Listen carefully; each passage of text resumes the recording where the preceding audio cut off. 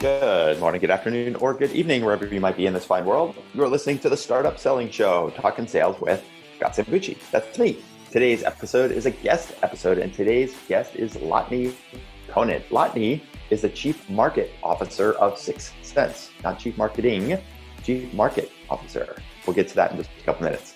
As in her role as Chief Market Officer and as a platform, 6 Sense, everything that she does and what the platform does is designed to help you compete and win in this age of account-based buying. Their platform is designed to help you uncover, prioritize, and engage with demand by uniting all of your marketing work in one common AI-powered platform. That's a lot of marketing speak, right? Here's what it does. End of the day, it helps you get to know everything and anything you need to do with your target buyers within your target accounts. And if you do that the right way, then it's going to help you generate more opportunities. It's going to help you close deals at least 2 times faster. It's going to help you win at least 2 times more often. So those are the things that you care about, right? So that's what they do over at 6 Sense, is help you get to those outcomes. So let's talk a little bit about what to listen for in my conversation with Latane. So where we started off is talking about what we call the dark funnel. The dark funnel. And the dark funnel, very simply, is all of the engagement activity, all of the research that your buyers are doing before they contact you as the seller. We all know that the buyers are out there doing the research. They're looking for questions to their answers to the questions. They're looking for potential solutions to their problems. And they're doing all of that stuff before they pick up the phone or before they come to your website and fill out a form. And so it's our job as sellers to make sure that we are part of that dark funnel and get some visibility around that activity in order to know who has the intent to buy. So from there, some of the stuff that we talked about is this concept of identifying which of your accounts are what we call in market. And this concept of an in market is what she called the new inbound. In order to do that, there's a couple of things that we need to know. Is being really, really clear on our ideal customer profile, our ICP. We need to be clear on buyer intent. And we need to focus our marketing and sales efforts on those accounts and those buyers that are what she called are in the pocket. And that pocket is that step between being problem aware and being solution aware. So we went into a lot of detail about those 3 things: being in market, who's in market, who your ICP is, who has the intent to buy, and who's in that pocket between being problem aware and solution aware. From there, we talked about the importance of demand capture versus demand gen, why you need to be focusing your marketing and sales efforts on people that have this buying intent as opposed to people that are completely problem unaware. We talked about what she calls the value card. How do you create content for the different buyers and personas that are in this early stage in market intent cycle before they reach out to you, so that later on in the sale, you're not stuck chasing after different buyers and hoping to get an audience with them in order to talk about your value proposition. We talked about the importance of video and how you can use video as a way to create content quickly and then repurpose that content. From there, we talked about how to leverage artificial intelligence to create an amazing customer experience and how your prospects are really just future customers. Let's see, from there, we talked about a lot of stuff. We also talked about the importance of orchestrating a buying experience that is smart and intelligent and is a positive experience for your buyer, so that when they're part of this dark funnel and it's time for them to reach out to solution providers, you are going to be on the top of the list. We talked about the importance of the next best action as a salesperson, what you need to do next. What is that next best action with your prospects? So that, as she called it, you can bring the kapow. So if you want to bring the kapow to your sales conversations, definitely listen. And then finally, we talked about at the end of our conversation what she is doing in today's world, that there's been so much more awareness brought to some of the racial inequalities and some of the improvements that we can all be making when it comes to diversity within the team, diversity within our customers, and serving the community, the Black community, the minority communities more at large. And so Latane and I both admit it, like neither of us have all of the answers. Nowhere near by far do we have the answers, but one of the things we can do is, and all of us can do, is do a little better in terms of asking questions, trying new things, and taking some steps forward. And some of the things that Latane shared were very practical, I think, and ones that are worth sharing, including creating a book club where she is working with the people on her team and within her company to talk about some of the racial issues through books like White Fragility. She talked about an assessment that she has done and she's having her team do around unconscious biases that they might have. And we also talked about what she called the SV Academy, which is a source of talent in the sales world that's particularly focusing on bringing racial and ethnic minorities into the tech world. So lots and lots of great stuff, very tactically speaking from a marketing and sales standpoint, and how you can be thinking about addressing the market needs as they are doing beginning their intent process. And then also just sharing a couple of ideas on how all of us can be doing better and be doing more to improve the social and professional world out there when it comes to the Black community and racial and ethnic minorities. So lots of stuff. Yes, we covered a lot of ground in just an hour's time or less. So you definitely want to listen to this podcast. Also, make sure you check out her upcoming book. Latane is publishing a book. You can pre-order a copy of this book over on the sixthsense.com, the number 6 cents, SENSE.com. The name of the book is No Forms, No Spam, No Cold Calls, the next generation of account-based sales and marketing. I like that title. No forms, no spam, no cold calls. If you'd like to sell your product and create a sales process that does include forms, spam, or cold calls, I think you want to get a copy of this book. And it's the basis of our conversation is a lot of what goes into that book and how she and the company 6 Sense are thinking about the right way to do your account-based selling. So, all right, I think that's it for now. That's it for my conversation with Latane Conant. Latane, welcome to the program. How are you today? I'm amazing. I'm looking forward to jamming with you. Yeah, I'm looking forward to this too. You and I were just having a quick chat about some of the topics, and I'm already feeling like we need a part 2 or part 3 of the conversation that we're about to have. God, but you're going to have to cut me off if I get long in the tooth. Is that a deal? That's the deal, but I won't do that. I don't like, usually when people like you are going on, it's usually good stuff. So one of the things I always like to do when people join the show is just simply ask them, hey, Latane, when people ask you, what do you do? How do you answer that question? Well, my mother-in-law thinks that I am a very well-paid party planner. That has all gone to shit, though, with COVID. So I am no longer an overpaid party planner. I am now the chief market officer at 6 Sense. And what does 6 Sense do? How do you describe what 6 Sense does? Sure. We are an account engagement platform. And why is that relevant? Why should someone care? CEOs, CROs, CMOs? The reality is, Scott, and you know this as a sales coach and sales leader, majority of the buying process gets done in what we call the dark funnel. So it's people consuming content on your website that you don't even know about.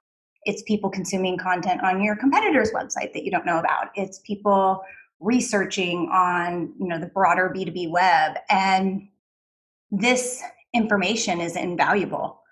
And so a big part of what 6 Sense does is bring all of those insights forward so that as a marketer and a seller, you can actually put the customer, who is an account, a buying team, at the center of the experience.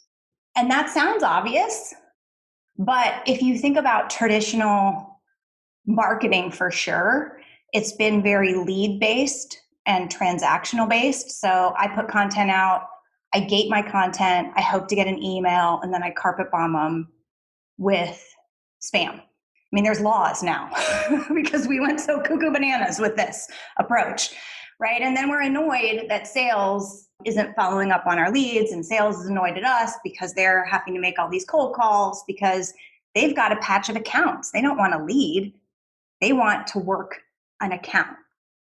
And so 6 Sense is committed to changing that paradigm and helping sales and marketing teams understand the full buying journey, the known funnel and the dark funnel.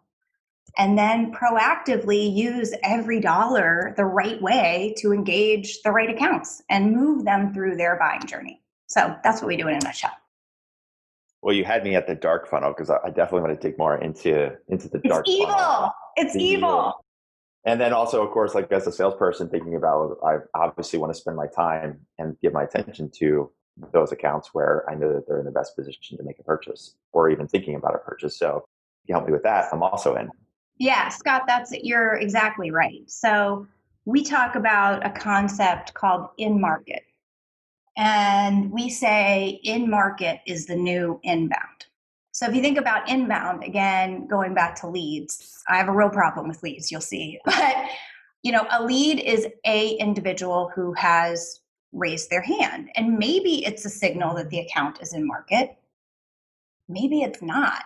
A lot of times, if it is a signal that the account is in market, it's too late because they're raising their hand with you and all your competitors, which sucks as a seller. Like, especially if you follow like challenger seller or anything like that, like you want to, teach and take control and all that stuff. So I've got to get you into accounts earlier, accounts that are a good account for us to sell to.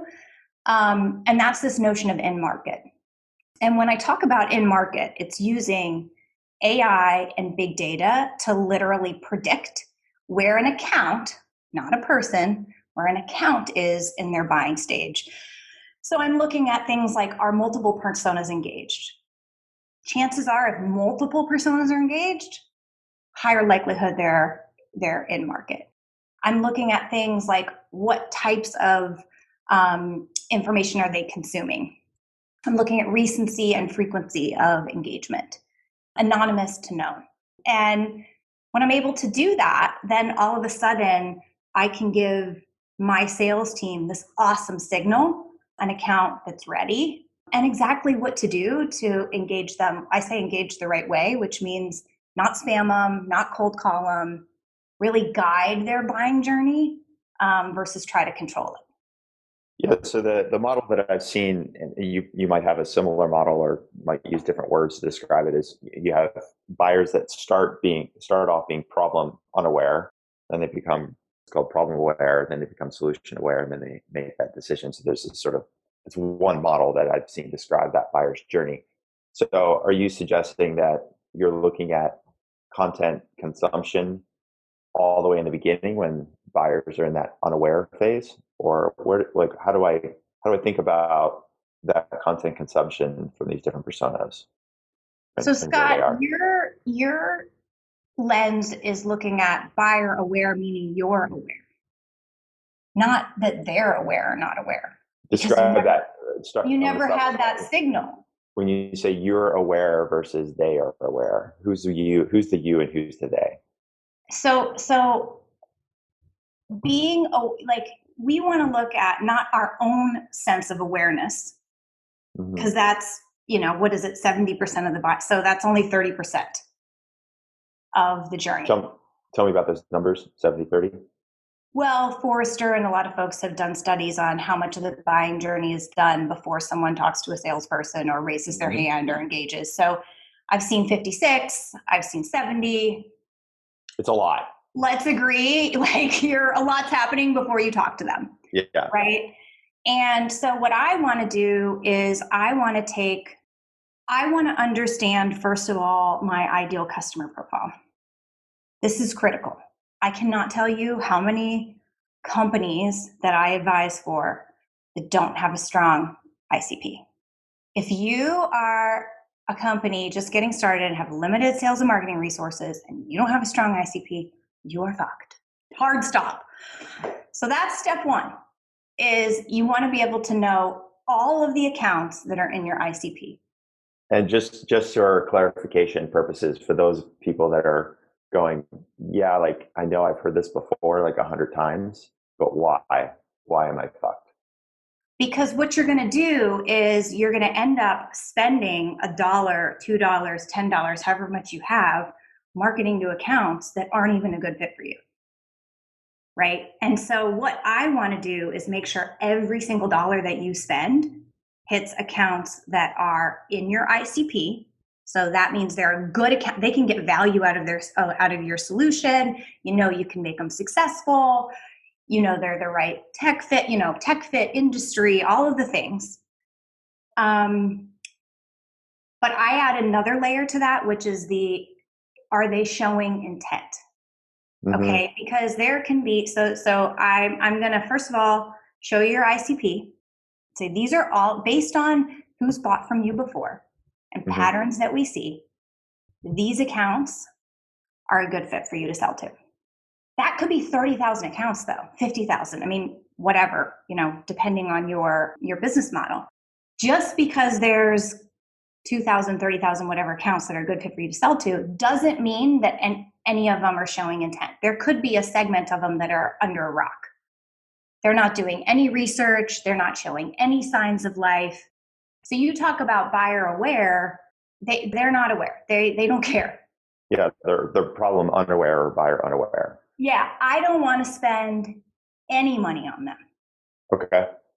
Don't want to worry about them because I'm probably going to show you that there's enough accounts that are great for you to sell to that are doing the right kinds of research and showing the right kinds of signal.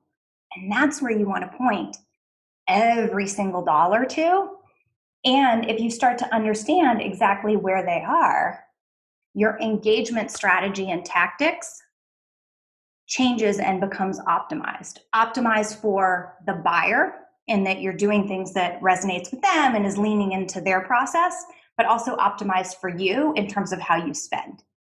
So, for example, I have a 7 times better return on direct mail than the industry average for open rates because I don't send direct mail to really early stage accounts.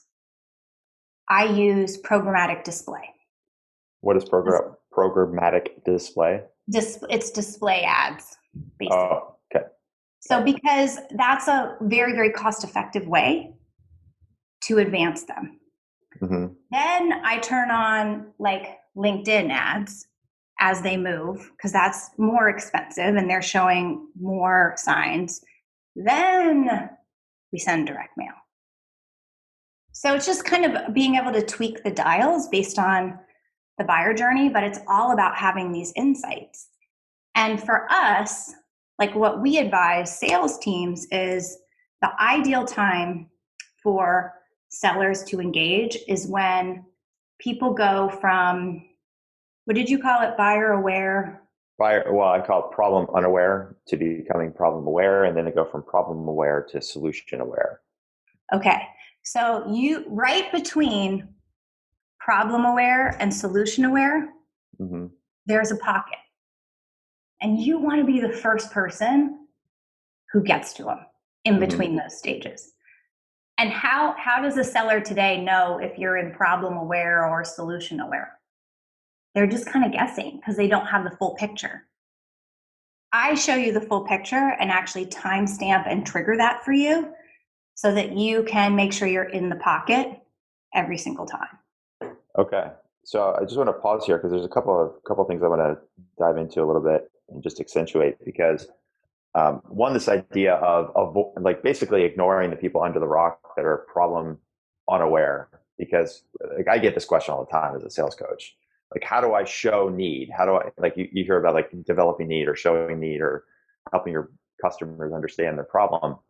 And my perspective is at least especially as a startup, like don't worry about those people because even if you do get they're expensive. And even if you do get some time with them, you put yourself in a position, what I call a double sale. You have to sell them on the problem, and then you have to sell them that you're the solution to the problem.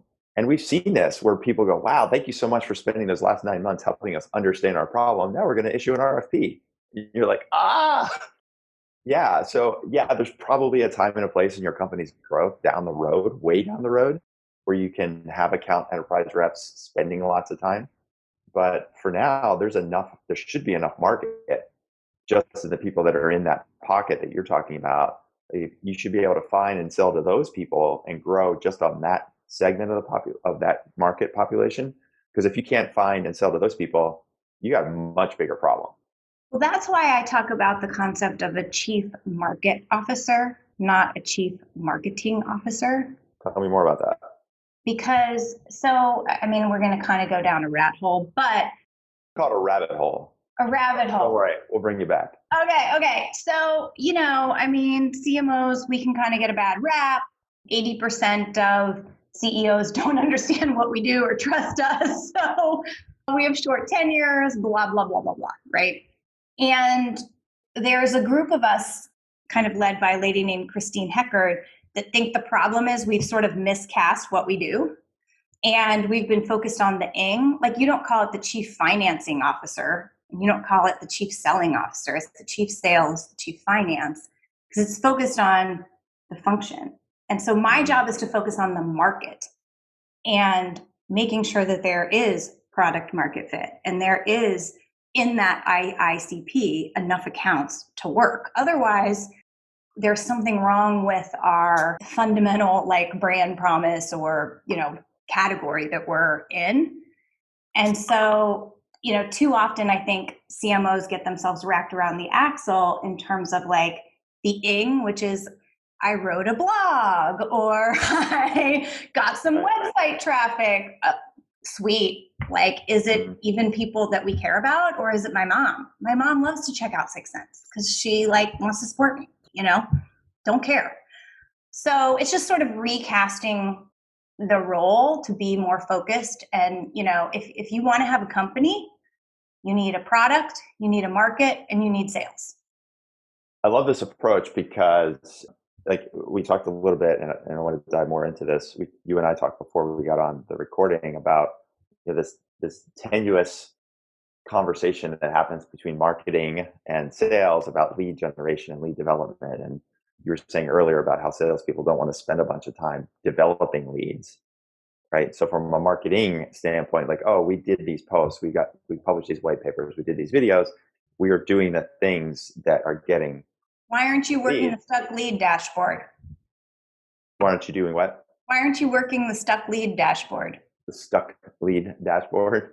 Yeah, like the leads that haven't moved or converted. Right. We all have the dashboard of like, why aren't these getting worked? Man.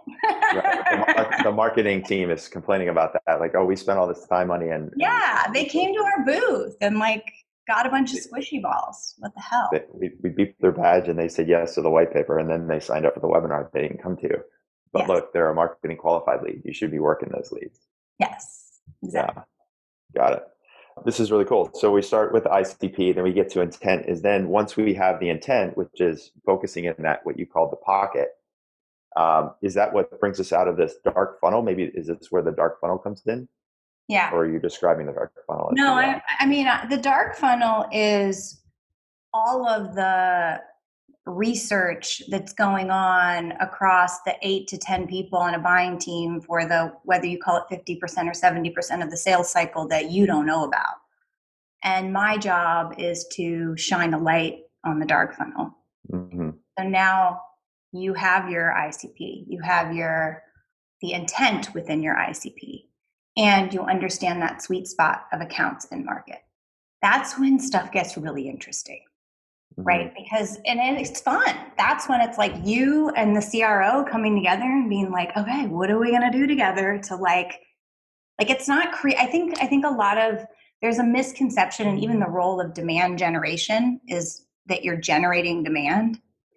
I actually just did a big org change because I'm like, we're capturing demand. Yeah.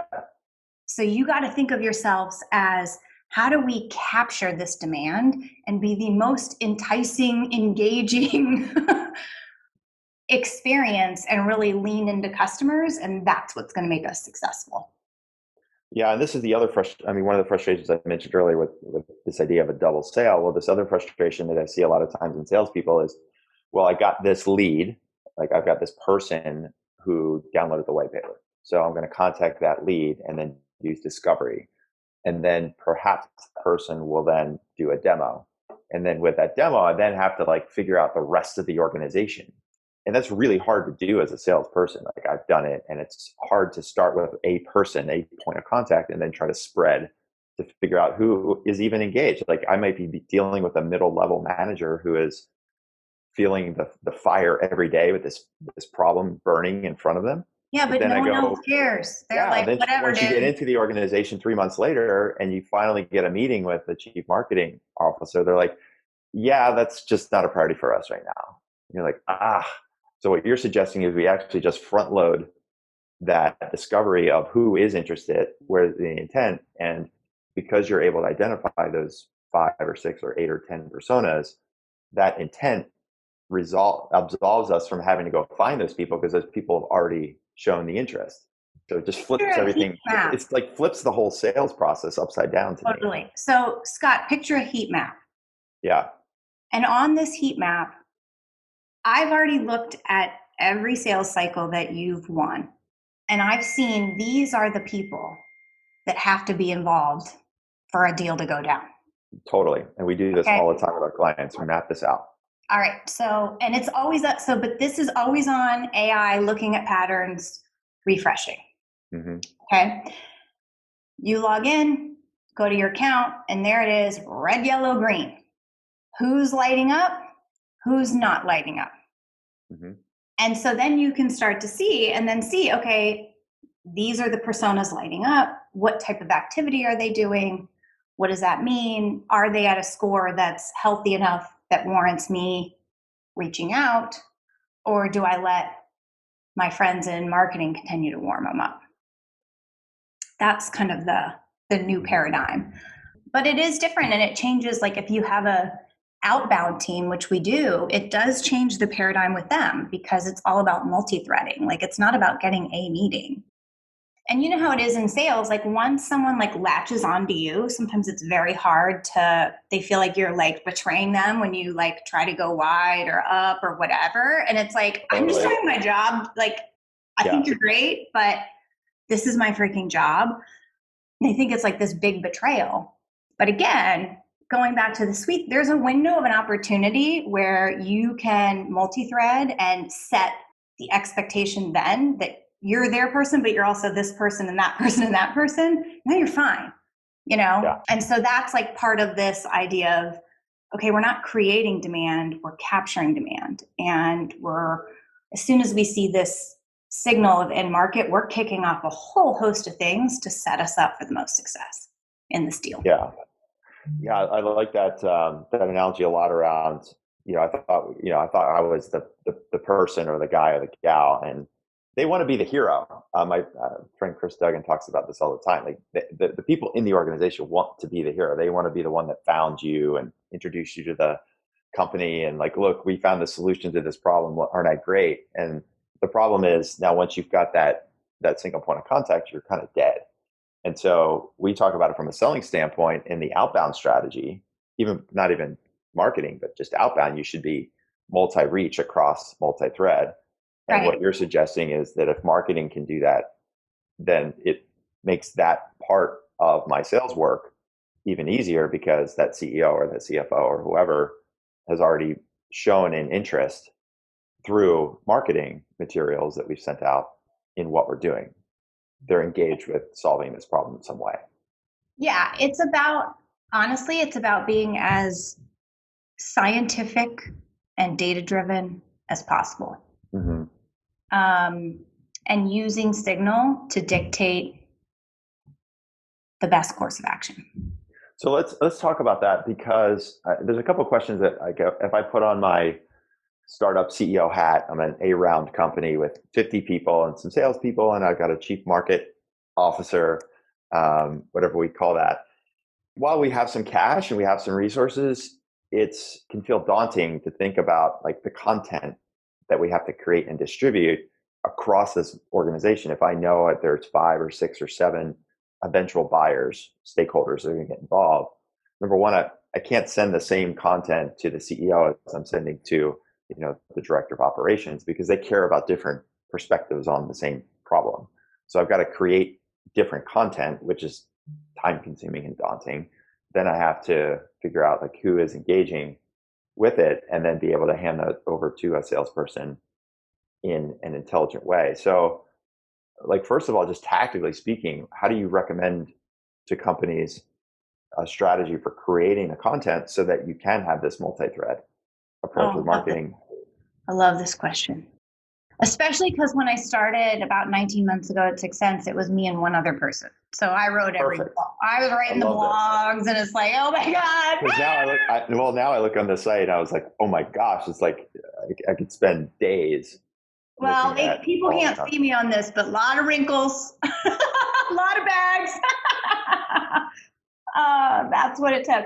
But no, what we did was we didn't try to guess what people cared about. We actually used the intent data because our intent data happens to be keyword based. So we took that ICP and, we put in relevant branded and generic keywords. And then we saw across the ICP what keywords are most impactful and that our buyers care about. Where did you put them, in your own platform or? Mm-hmm. Okay. What if somebody doesn't have your platform? Well, they could get intent data from a company called Bombora, mm-hmm. which would give them categories, mm-hmm. which would be an approach. Okay. They could guess at the keywords that people care about. Mm-hmm. Because what we do is we have an SLA with sales and the BDRs that the top 4 keywords each quarter, because they actually change, we have coverage on. And when I say coverage, what that means is we do something called a value card. So we take the keyword. So let's say the keyword is predictive analytics. Okay. So predictive analytics to you as a sales leader is probably about forecasting accuracy, things like that. So we say predictive analytics, sales leader, here's why they would be researching that and what they care about.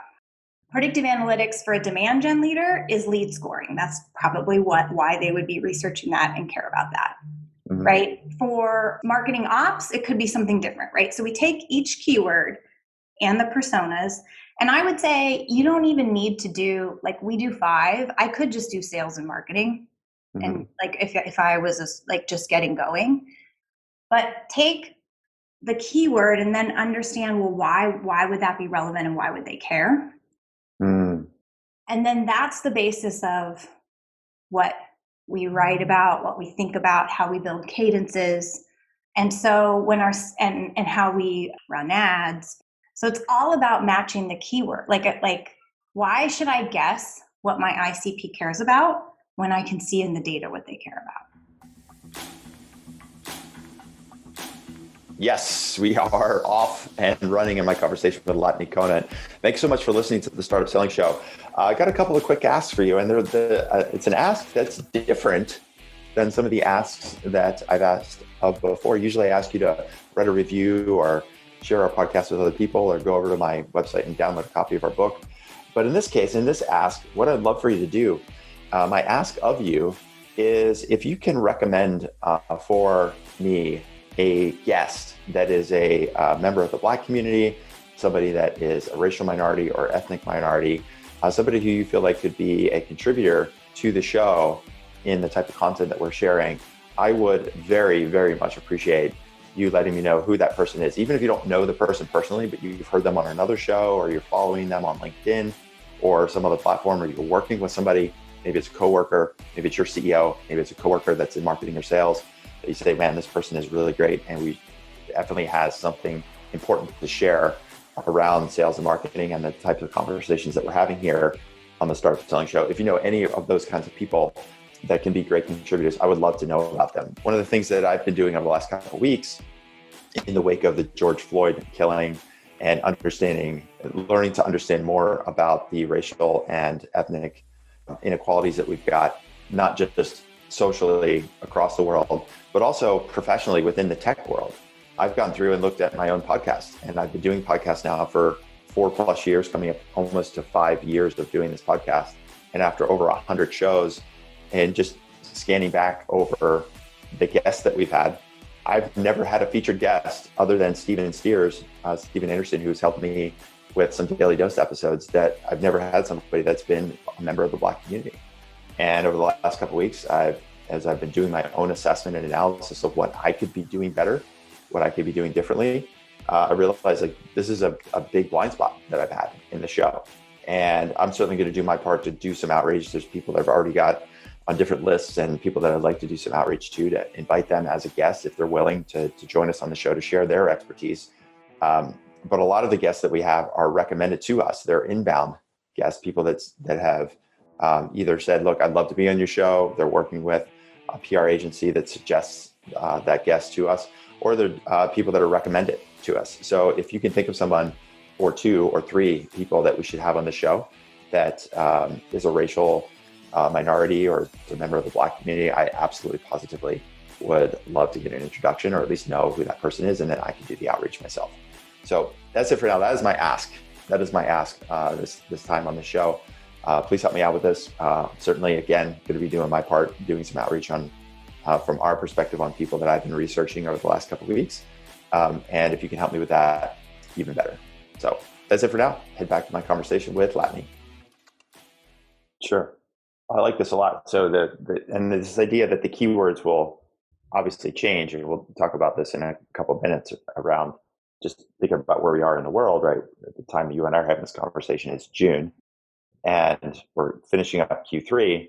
Well, people went into Q3 in a very different place, or at least starting in March, right?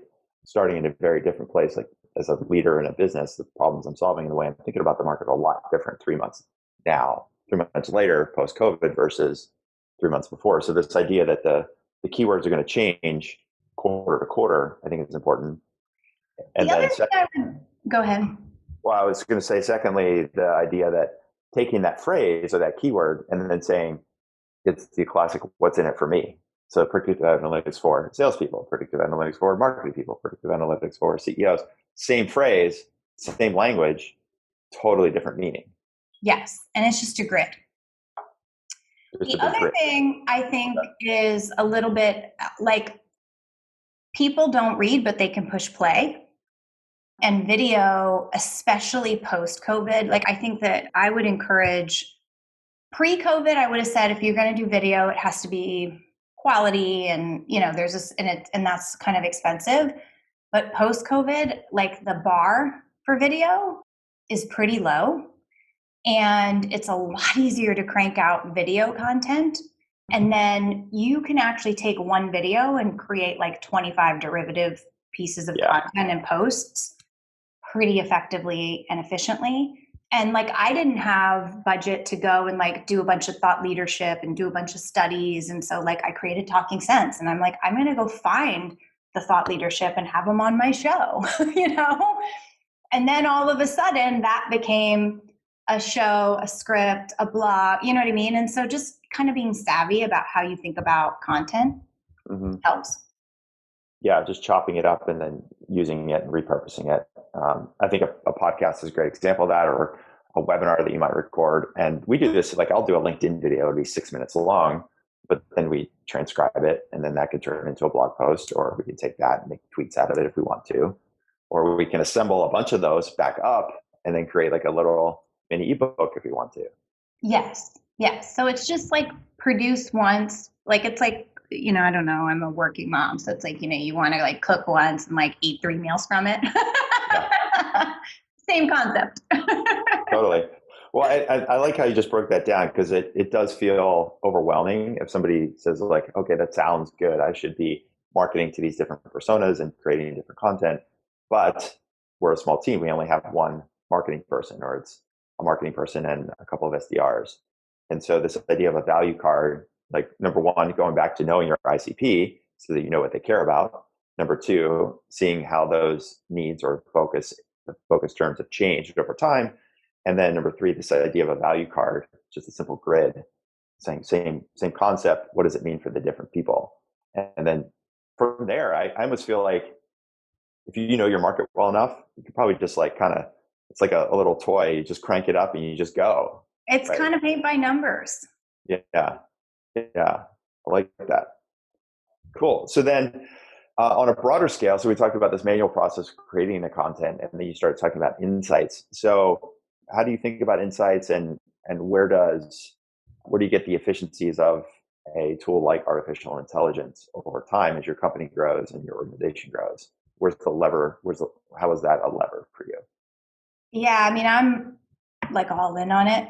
So you're kind of talking to the most zealot converted, right, out there, because I think AI can basically powers the entire revenue team from sales, marketing, BDRs, customer success, because we all want to provide an amazing experience, whether it's digital or in person.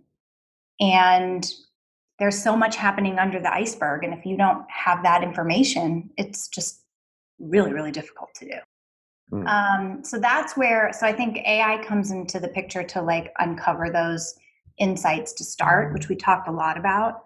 But then AI, again, is helping you understand the journey. So that's where those predictions come in that I talked about. It's helping uncover the keywords, which I talked about.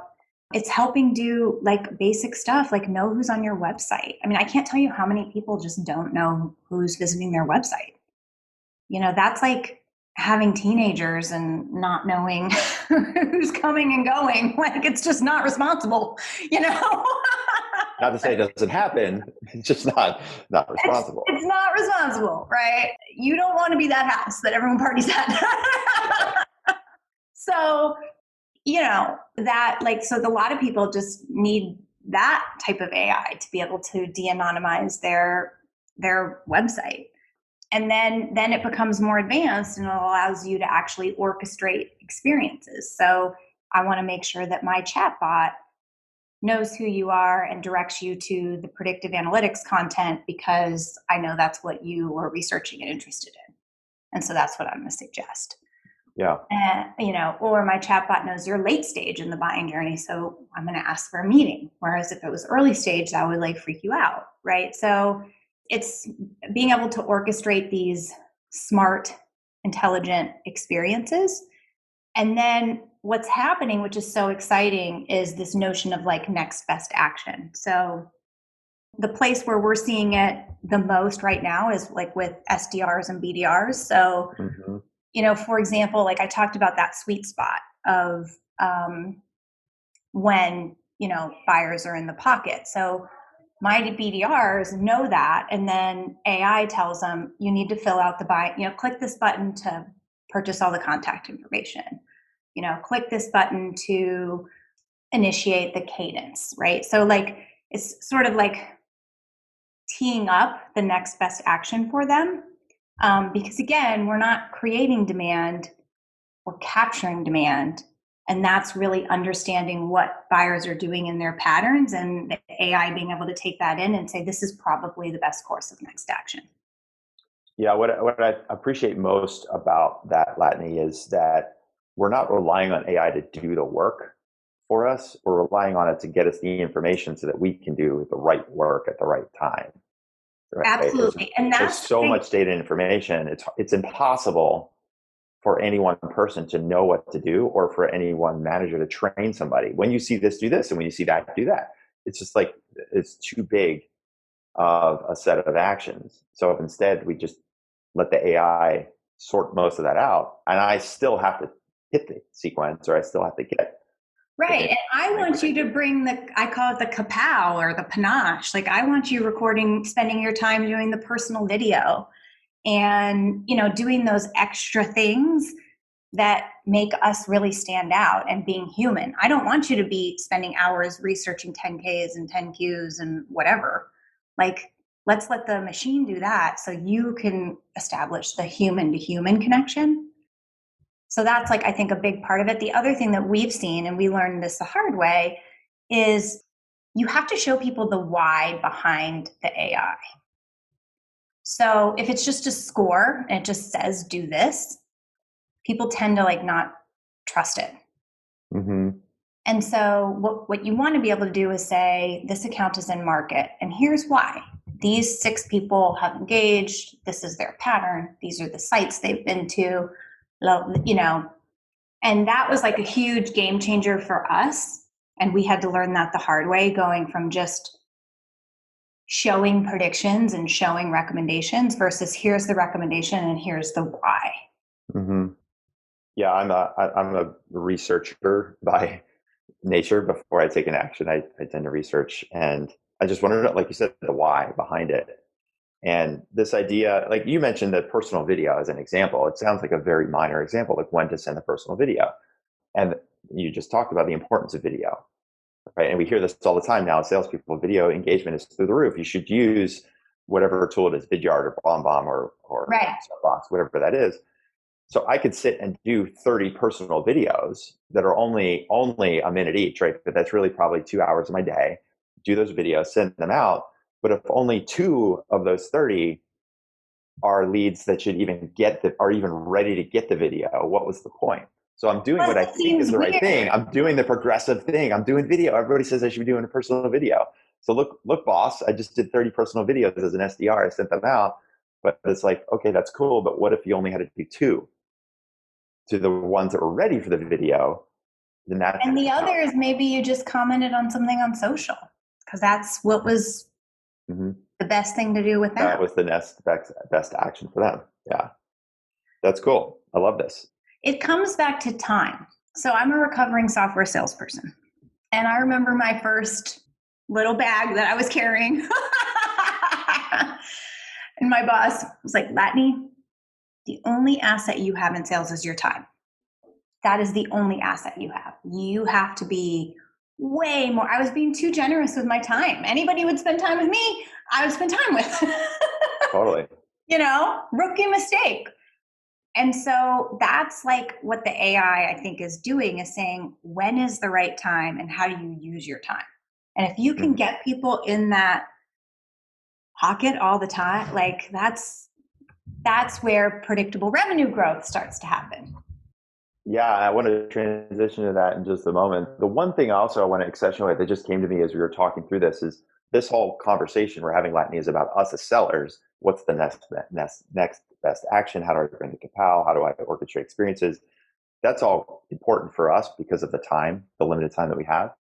But if we actually flip it around and say from a customer standpoint, from a prospect standpoint, it's better for them. They appreciate that more. Like nobody wants to get a personal video and like, this is kind of a weird video. Why is this person sending me a video right now?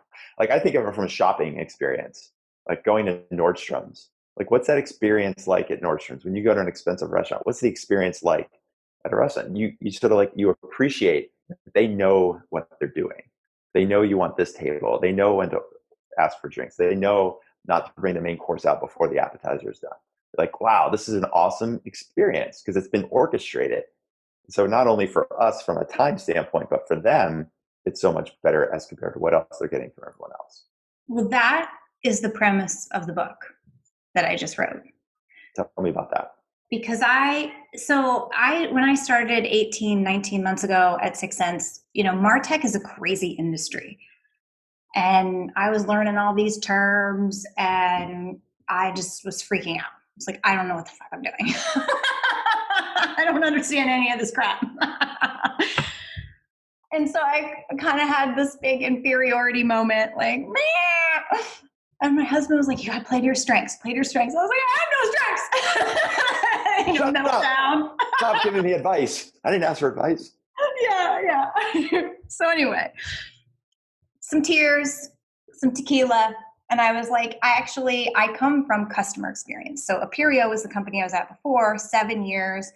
All we talked about was it's the age of the customer. How do you optimize your customer experience with cloud technology and your employee experience? And we believe those two things were connected. And I still believe it, right? So this is like my jam.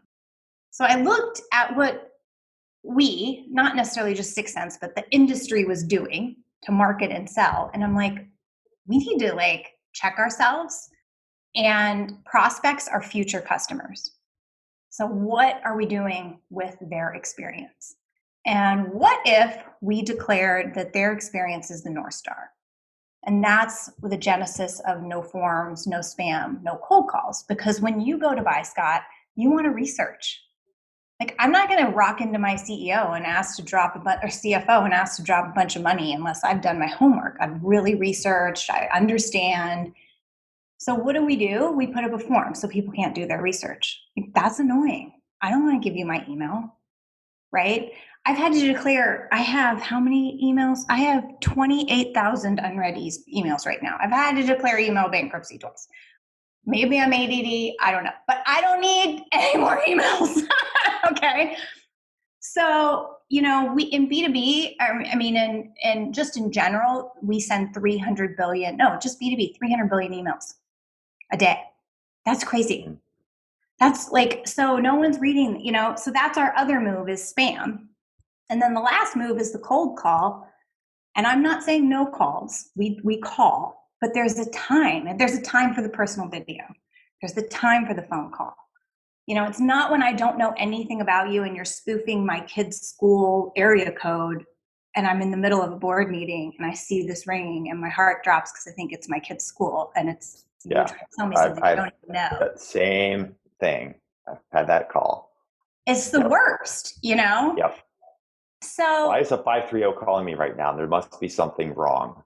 Yeah. That's exactly the first thought for me. Heart drop. Yep. So that's like our jam. So I declared, like I just said, we are going to do our values are no forms, no spam, no cold calls. Let's prove that we can design an experience and a process that still wins, right? This is not a charity. We're, at an industry leading CAC. Can we do it? And we spent a year doing it. And then I wrote about it and every single step, how we did it, what we do, value cards, like all the tricks I lay out. But the premise is let's put the prospect in the center of the experience and make their experience the North Star. Yeah. And there's a really good video of you on the website, which I want to link to, where you talk about this idea of no forms, no spam, no cold calls. And now you've got the book coming out. Is the book published and coming out, or is it already out? It comes out July 22nd. July 22nd. Okay, so soon. It's in design. In design. Perfect. So we'll make sure we have a link to that. Apparently I wanted too many graphics, so we got a little held up. They had to rein me in. Well, look, we've got a little bit of time left, and I do want to transition into a topic because we're talking now about the customer experience and the prospect, and thinking about the person, the individual. And I wanted to ask, and both in context of marketing and selling, but also in context of the market in general. So, like right now, again, it's early June. We're having this conversation, and there's been a large, so I'll call it awareness now among things like racial inequality and in the workplace across socioeconomic channels. How do you think about that from a marketing standpoint as well? Because is there different content that should be produced for different types of people that you're selling to? How do you think about that as a leader in your company in terms of the team that you're recruiting and managing, so that you can make sure you're getting the right views when you're building out the content that gets sent? I'm sure that you've thought about this. I know I've been thinking about it a lot the last couple of weeks. So I'm just curious about your perspective on this. Not that either of us have any answers, but I think maybe there's some ways that we could share some ideas or frameworks that we're using so that other people can get better too. Yeah, so I don't have answers. I would say from my role perspective, and again, thinking about what I shared with you about Appirio and us believing that you have to have a great employee experience to have a great customer experience, and owning the brand. Chief Market Officer owns the brand. I think the brand starts from within. Mm-hmm. And so it has been falling a lot more on marketing professionals to think about employees and employee communications, but also what are we doing and what do we stand for? Are we really living those values, right? Because values aren't just posters on the wall. It's the actions that you take. And so, I think we all probably got a wake-up call that we need to do more. And so I actually host a CMO coffee talk every Friday, one on the East Coast, one on the West Coast. And it's an open dialogue for CMOs. And it's been, intense the last couple weeks. And I would say the things that struck me are, again, focusing on employees and inside first before even thinking about external. And I think educating ourselves, yes, I understand being a woman and I can speak on that, but I am I'm a minority, but not like there's so many other like much more minorities than me. Yeah. And so I feel like claiming like I understand is like totally disingenuous. So, and just ridiculous, right? So there's like a bunch of different books and things. And so I started a book club. We're starting with white fragility. I said, hey, I'm buying this book.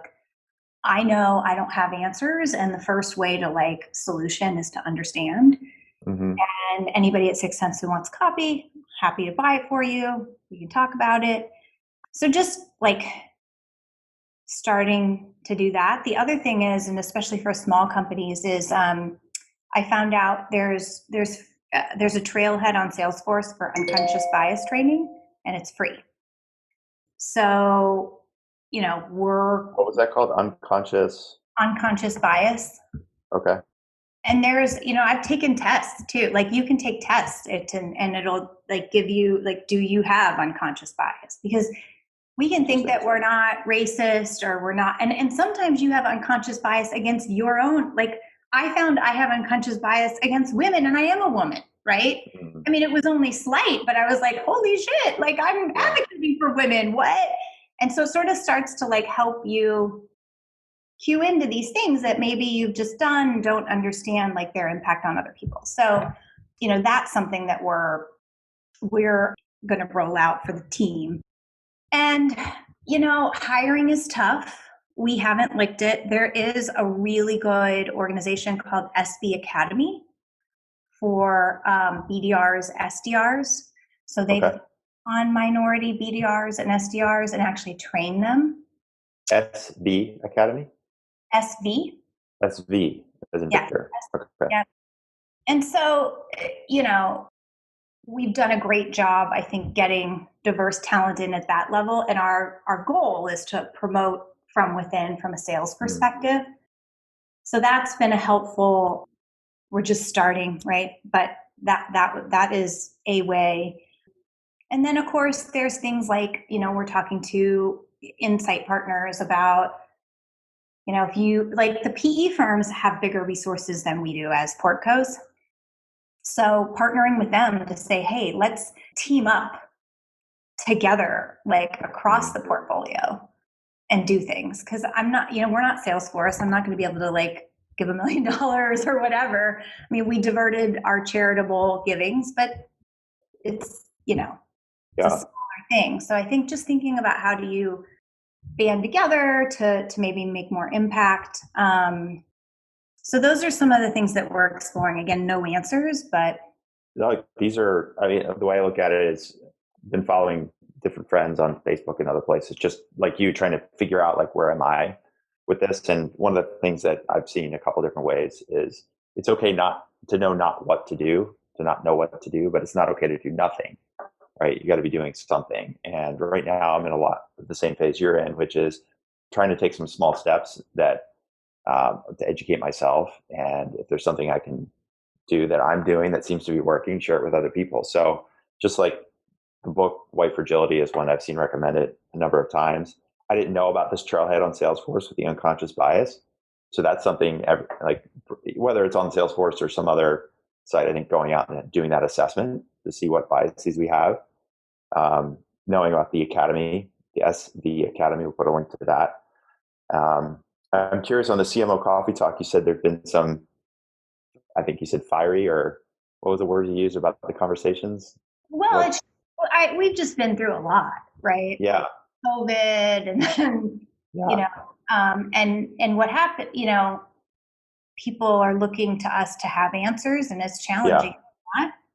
You're like, oh, you're the marketing people. You should tell us how to communicate with the market. And you're like, oh crap, like we don't have the answers. I've never been through, and so it's just, nice to have a group of people to talk through. Well, this is how I was feeling Monday. And it changed. It's like a day-to-day thing. I'm like, well, Monday, here was my point of view. Yeah. And then Tuesday, I thought this. And then Wednesday, and I talked to this person. And just being able to share that, like, and a lot, the trailhead came from that. So I wouldn't say fiery, just like needed discussions among peers.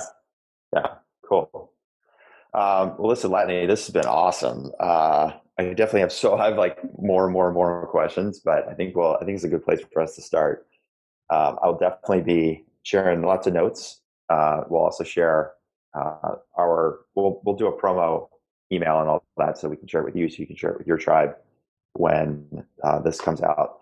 Are there any last words, or where can people go if they want to learn more about you, learn more about Sixth Sense? What's the best place for people to get in touch?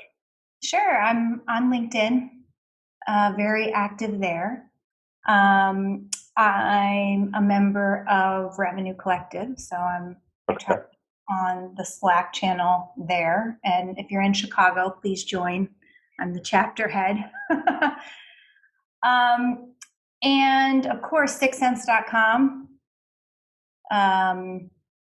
Love to, can connect there. Lots of ways. Okay. Yeah. And then the book.